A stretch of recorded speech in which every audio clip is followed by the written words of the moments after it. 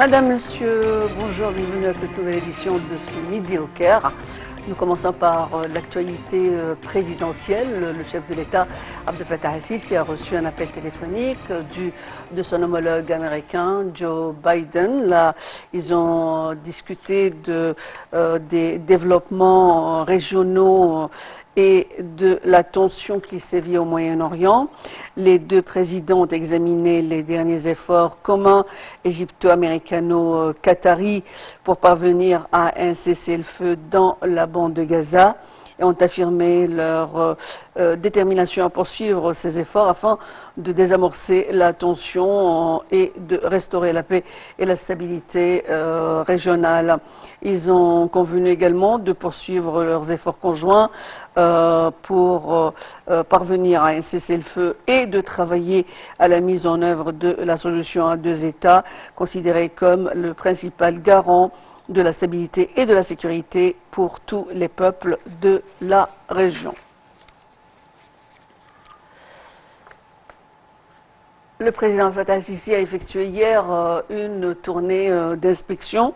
Le chef de l'État a effectué hier un appel téléphonique avec le chef du royaume hachémite, le roi Abdallah II de Jordanie, au cours duquel ils ont discuté de la situation régionale, en particulier dans la bande de Gaza également. Ils ont passé en revue les communications intensives que les deux pays mènent pour contenir la situation tendue au Moyen-Orient. Les deux dirigeants ont souligné la priorité du retour au calme au stade actuel, notamment en parvenant à un cessez-le-feu immédiat et durable à Gaza pour désamorcer l'escalade et mettre fin à la catastrophe humanitaire à laquelle le peuple palestinien et gazaoui est exposé, soulignant que pour rétablir la stabilité dans la région, il faut assurer un horizon solide politique afin de parvenir à une paix juste et globale basée sur la solution à deux États qui va garantir l'établissement d'un État palestinien indépendant selon les lignes de 1967 avec Jérusalem comme capitale. Et on passe aux activités du ministre des Affaires étrangères, Badr Abdelati, qui s'est réuni aujourd'hui avec le contre-amiral Vassilios Griparis, commandant de l'opération européenne en mer Rouge. Au cours de la réunion, Dr Abdelati a souligné l'importance de conjuguer les efforts pour sécuriser la navigation dans la mer Rouge et protéger les navires marchands face aux tensions perturbant la région.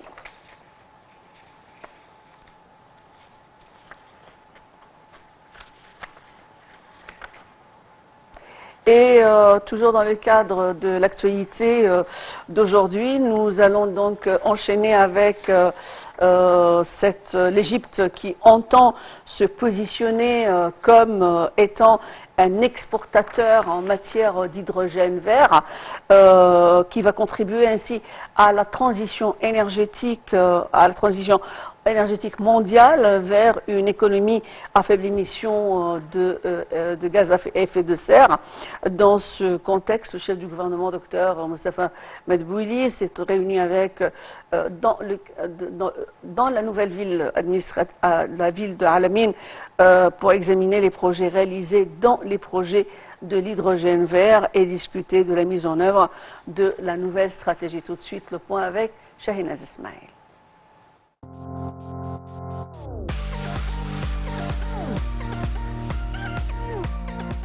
Le gouvernement égyptien a finalisé sa stratégie nationale sur l'hydrogène vert à faible teneur en carbone, a déclaré lundi Rania Al-Menchewi, une conseillère principale du Premier ministre. Cette décision marque une étape importante vers l'établissement du pays en tant que leader mondial de la production d'énergie verte. L'annonce a été faite alors que le Premier ministre égyptien Mostafa Medbouli dirigeait une réunion à la nouvelle ville d'Al-Alamein pour examiner les progrès réalisés dans les projets d'hydrogène vert et discuter de la mise en œuvre de la nouvelle stratégie. La stratégie définit un cadre global pour le développement de l'industrie de l'hydrogène vert en Égypte, y compris les incitations financières, des exonérations fiscales et des processus d'approbation rationalisés pour les projets connexes. Le Conseil national pour l'hydrogène vert, créé l'année dernière en vertu d'un décret ministériel, supervisera le développement de l'industrie de l'hydrogène vert en Égypte. Tirant parti du vaste potentiel de l'Égypte en matière d'énergie renouvelable, le gouvernement a identifié de nombreux sites appropriés pour des projets d'hydrogène vert dans tout le pays, notamment le golfe de Suez, Gabal el-Zayt, Ben, Kambombo et Zafarana. À ce jour, 23 projets d'hydrogène vert sont en cours et des partenariats ont été conclus avec des prometteurs énergétiques mondiaux. L'Égypte entend se positionner comme un exportateur majeur d'hydrogène vert, contribuant ainsi à la transition mondiale vers une économie à faible émission de carbone.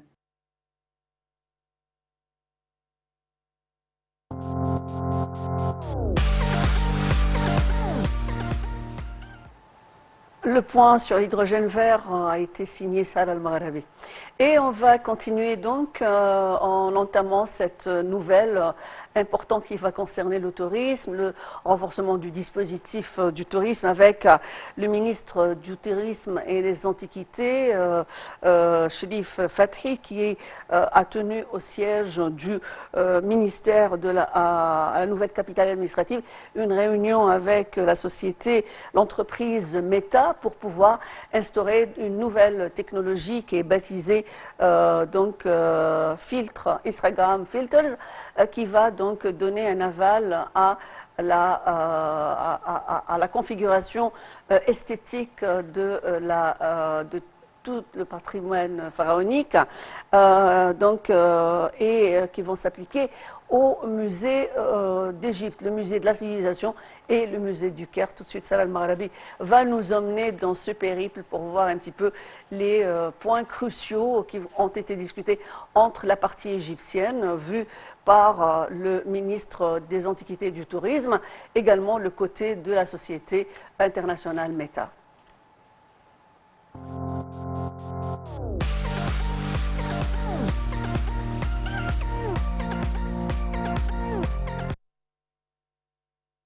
Le ministre du Tourisme et des Antiquités, Cherif Fathi, a tenu au siège du ministère dans la nouvelle capitale administrative une réunion avec une délégation de l'entreprise Meta pour suivre l'état d'avancement du projet Instagram Filters à appliquer au musée égyptien au Caire et au musée national de la civilisation égyptienne Apostate, en prélude du lancement prochain de ce service qui contribue à mieux promouvoir le produit touristique et culturel.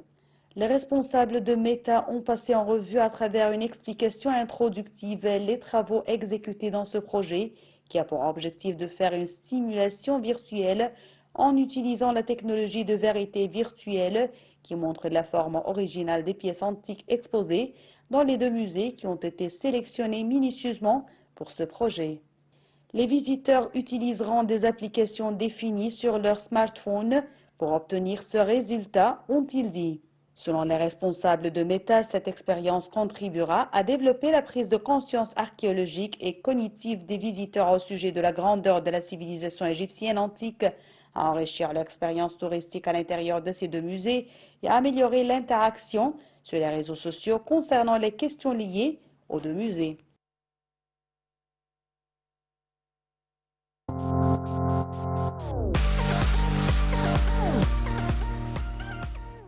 Et pour discuter donc de ce plus que va avoir la civilisation égyptienne en tant qu'axe pour la mettre encore plus en relief et la rendre plus accessible à tous les peuples du monde, nous avons le plaisir de recevoir Dr Simon Saïr, notre expert en économie. Tout d'abord, bonjour, merci de vous joindre à nous.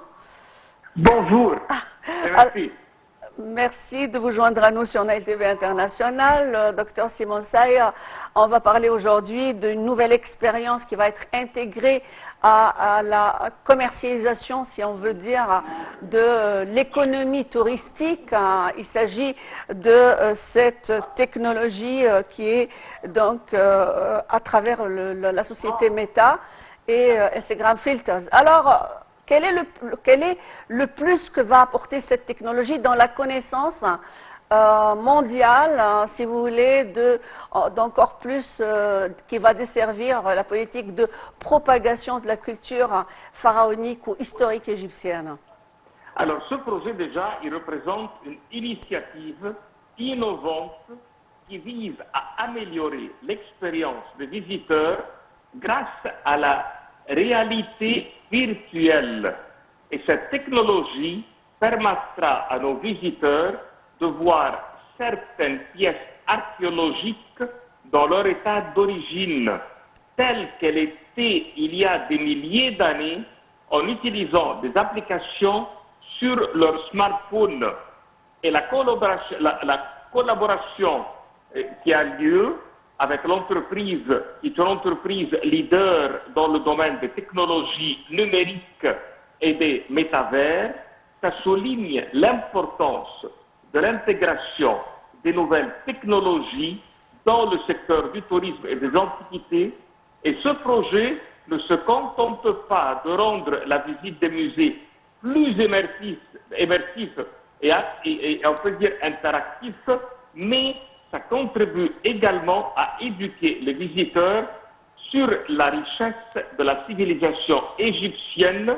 Et en outre, cette initiative pourrait renforcer la présence des musées sur les réseaux sociaux en encourageant les visiteurs à partager leur expérience et en attirant un public plus large. Et la représentation on peut dire des projets futurs, ça va être pour promouvoir le tourisme numérique en Égypte et à sensibiliser les jeunes à l'héritage culturel qui montre une vision à long terme pour l'innovation dans le secteur touristique. Oui, alors c'est une expérience qui vise encore à propager, à cibler des tranches d'âge au-delà, donc qui sont carrément, comment dirais-je, en cible des populations plus jeunes et on sensibilise. Alors pour revenir sur la richesse de cette expérience, on parle de simulation cognitive. C'est une façon de revivre l'histoire? Exactement, car cela va valoriser le patrimoine culturel, car il va nous faire voir les artefacts dans leur état d'origine avec cette réalité virtuelle, oui. Ce qui fait apprécier cette richesse. Donc c'est un voyage dans le temps, si vous voulez. C'est un voyage dans le temps. Exactement, ce qui modernise l'image de l'Égypte et qui va aussi bien créer un impact économique positif par l'augmentation du nombre de visiteurs. Grâce à cette initiative, on pourrait stimuler l'économie locale. Alors les expériences virtuelles sont de plus en plus nombreuses et de plus en plus, comment dirais-je, sollicitées par la population de plus en plus jeune, d'une tranche d'âge peut-être 11-12 ans et jusqu'à 20-30 ans. Et on connaît, je veux dire, l'impact qu'a eu par exemple Second Life et ces technologies d'hologramme, de faire revivre un chanteur qui est décédé ou une chanteuse. Donc, dans quel sens ça peut encore rendre l'expérience plus riche et de nous ramener de nouveaux touristes, par exemple celle d'être dans la réalité virtuelle, par exemple du musée du Caire ou du musée de la civilisation? Oui, alors ça c'est un modèle d'éducation et de sensibilisation, car il va jouer un rôle éducatif important comme il va fournir aux visiteurs, et comme vous l'avez bien mentionné, les jeunes, des informations enrichissantes sur l'histoire et la culture égyptienne, ce qui contribue à une meilleure compréhension et une appréciation du patrimoine, et ça va augmenter la visibilité sur les réseaux sociaux, et cela va augmenter les visiteurs qui partagent l'expérience sur les plateformes comme Instagram. Le projet augmentera aussi bien la visibilité internationale de nos musées et ça va être une extension de l'Égypte en tant qu'une destination touristique culturelle de premier plan. En somme, ce projet est une initiative prometteuse qui permet non seulement de on peut dire revitaliser le secteur touristique égyptien, mais aussi bien ça va renforcer l'identité culturelle et le rayonnement international de l'Égypte. Sachant que ce projet qui utilise cette technologie de réalité virtuelle, ça va enrichir l'expérience muséale, et c'est une œuvre qui est déjà utilisée dans d'autres pays. Oui, oui. Pourquoi le choix d'Instagram Filters en tant qu'option technologique ou numérique, d'après vous? Oui, parce que déjà, il a été utilisé aux États-Unis dans le musée de l'histoire naturelle de New York, et chez eux, il a augmenté en créant des expositions interactives sur les dinosaures. Cette technologie, elle a attiré chez eux un public très très large, surtout dans les familles et les jeunes qui ont reçu une expérience immersive et éducative. Oui. On l'a trouvé aussi bien dans une institution qui s'appelle aux États-Unis Smithsonian. Et ça a réalisé chez eux, dans cette réalité virtuelle, il a pu créer des expositions qui a créé un environnement historique fabuleux. Aussi bien en Angleterre, ça a été utilisé dans le British Museum. Et là-bas, il a eu on peut dire une approche qui a enrichi l'expérience. Et qui a augmenté le nombre d'interactions, parce que les réseaux sociaux, c'est aussi à la mode pour les jeunes, donc ils ont plus de connaissances à travers ces sites. Merci pour ces informations précieuses.